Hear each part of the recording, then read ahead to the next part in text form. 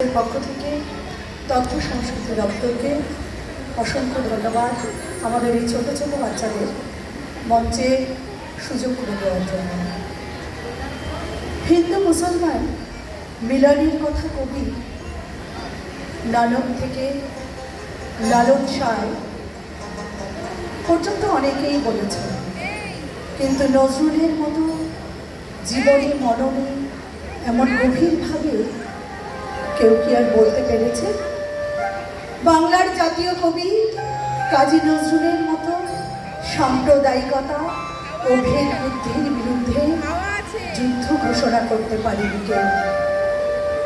মানুষের হৃদয়ে যে বড় আর কোন মন্দির কাবা নেই, এটা নজরুল ইসলাম মনে প্রাণে বিশ্বাস করতেন। তাই তিনি মানুষকে নিবেদন করেন তার সকল শ্রদ্ধা, ভক্তি ও ভালোবাসা। মানুষকেই তিনি সর্বদেশ, সর্বযুগ, সর্বকালের পরম জ্ঞাতি হিসাবে মেনেছেন এবং জেনেছেন।